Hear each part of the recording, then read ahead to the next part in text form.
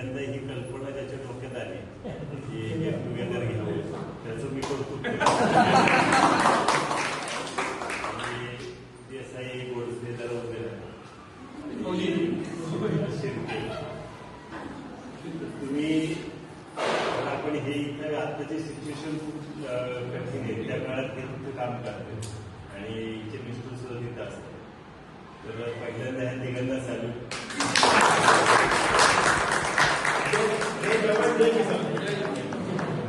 आणि माने बरं जय जवान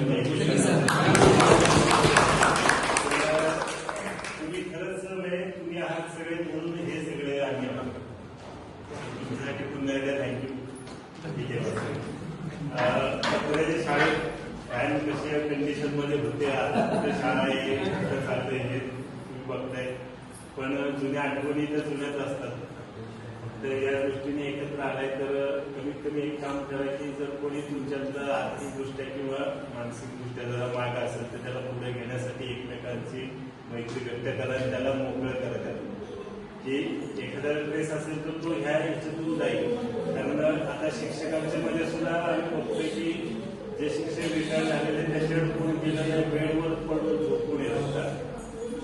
त्यांना भेटायला गेल्यानंतर अक्षरशः त्यांच्या डोळ्यात पाणी येते की अरे कोण येत नाही भेटायला, कोण येत नाही, कुठल्या आठवणी जाग्या होत नाही. त्यामुळे तसं नव्हतं एकमेकांची. कालच सकाळी मी मला शिकवणाऱ्या शिक्षकांना फोन केला तर त्यांनी माझ्या घरातले चुलते चुलती पळी भाऊ वगैरे सगळ्यांचे जवळ आम्ही 11 जण भाऊ 5 चुलते होते आम्ही, सगळ्यांची चौकशी केली. मग इतके घरातले संबंध प्रत्येकाशी होते. तसं तुमची शिक्षकांशी किंवा मित्रांशी वगैरे तसे संबंध आले पाहिजेत आणि एकमेकांच्या सुखदुःखात सहभागी झाले पाहिजे. तुम्ही यशस्वी होताय, तुम्हाला तुमच्या वाटचालीसाठी शुभेच्छा. तुमच्या मुलांना चांगलं शिक्षण द्या. मी सांगितलं की या वयात 5वी ते 10वी म्हणा किंवा हे गेट टुगेदर करणं आणि कॉलेजचं गेट टुगेदर करणं खूप फरक आहे.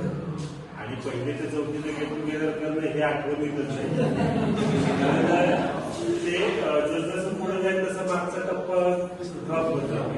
तर तुम्हाला 4थी पर्यंत फारसं काय आठवणार नाही आणि हे विसरलं जाणार नाही. त्यामुळं या आठवणी जपा आणि आज एन्जॉय करा.